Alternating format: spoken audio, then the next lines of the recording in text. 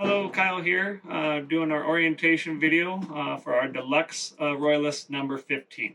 So the first thing we always show our guests is we have the staff. We trim the outboard up, so we have the guests take pictures of the prop and lower unit of the outboard. After that, we usually go over the generator. So typically on this houseboat, there's a wide range or wide variety of generators that we use for the houseboat, depending on different things. But the staff will go over how to start and operate the generator. They're all very simple to operate.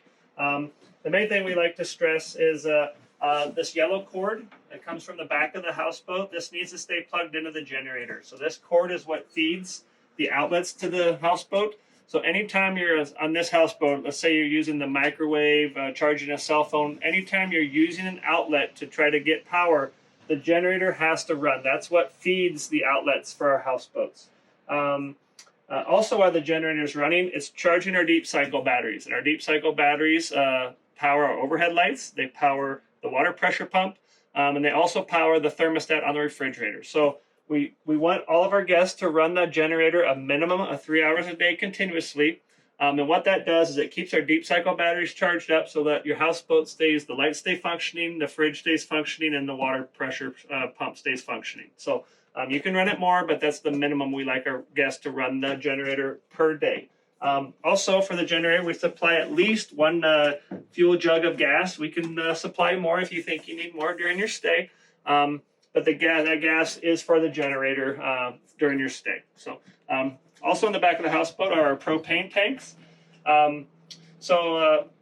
You always leave the full propane tanks. And what the uses of the propane are is of course the stove top in the oven in the houseboat, as well as the refrigerator condensers run off of propane. And then also during our spring and fall seasons, when the guests may be using the heater inside the houseboat, that is really the main use of the propane. That's when we worry about our guests running out of propane, is when they're running the heaters a lot. So during your stay, if you are here during our colder times, please keep tabs of your propane tanks so that we can make sure that during our supply runs that we can give you a full propane tank so that you don't run out of propane for your heater. So we'll start walking in the cabin now.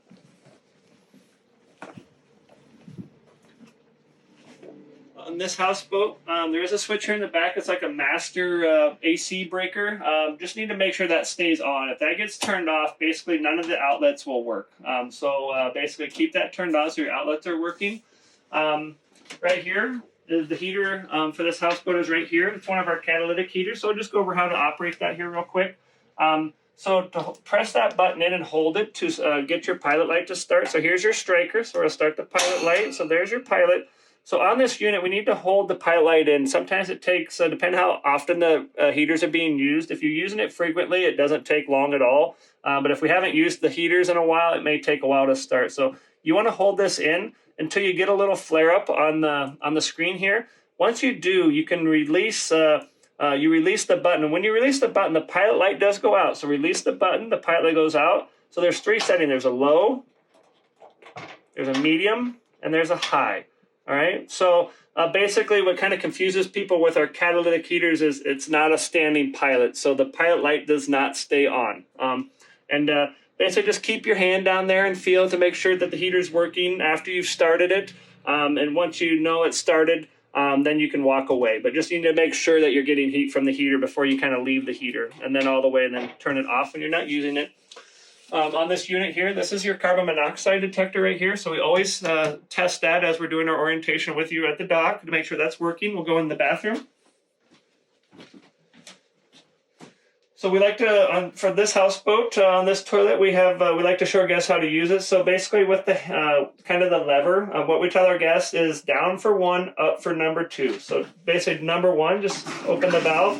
It flushes down into the septic tank. And then number two, if you lift up, the basin of the toilet fills up with water, so there's something for it to float in. And then also once you're done, to wash it down and take it into the septic holding tank. So keep moving forward here.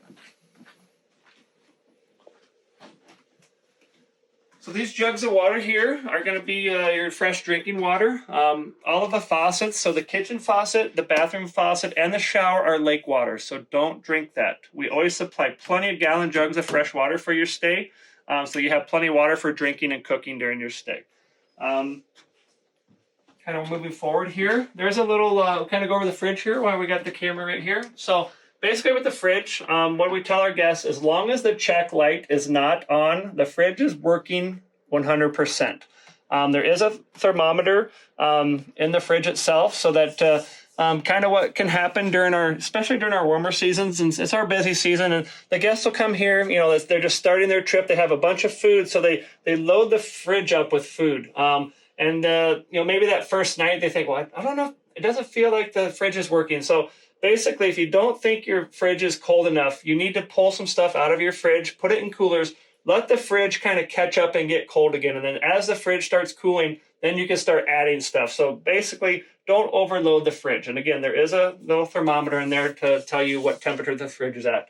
And then kind of right here on the sidewall, so we do have a little panel here in the kitchen for this houseboat. So your top button here is going to be your lights. So that's part of your overhead lights. This switch right here controls your refrigerator. Keep those on during your stay. And then this bottom switch here is your water pressure switch. That's what controls your water pressure pump. So what we want our guests to do, while you're cruising on the lake, please keep the water pressure switch off as you're cruising.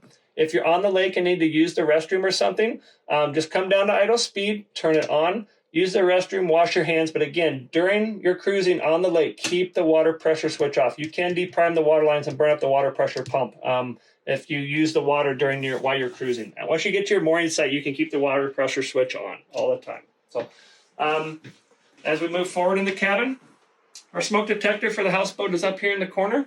We always show again that that's working so that the guests know that they have functioning smoke alarm. On the kitchen table, we always have a binder. Again, in here it has information on our mooring sites and different information about our fleet, and then different activities and things on the lake. So that the guests may want to know. Up here is our Humminbird GPS. We have an orientation video that goes over the operation of that with the paper map. Please look at that on our YouTube channel. That's very important. Up here is our shifter and throttle for our houseboat.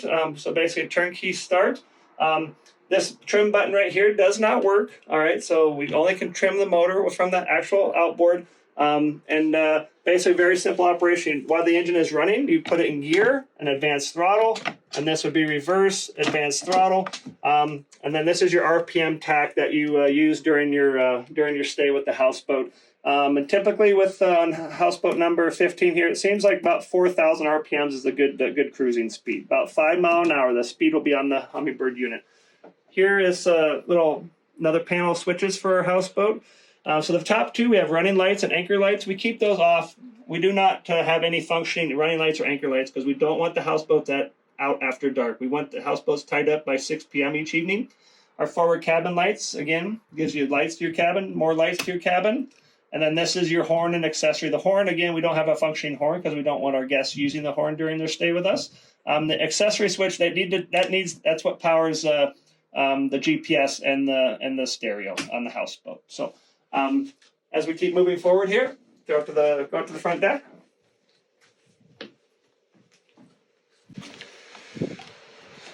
So charcoal grill on the front deck of the houseboat, and then the oil supply cooler, and then below the cooler in this box right here, this fiberglass box, this is where the life jackets are and stuff for the houseboat, so that everybody has a life jacket if need be. And have the front plank up on the front grate there, and there'll be mooring ropes off each side of the houseboat. We have another kind of special orientation video on mooring the houseboat and tying up the houseboats. Please check that out. That's also very important.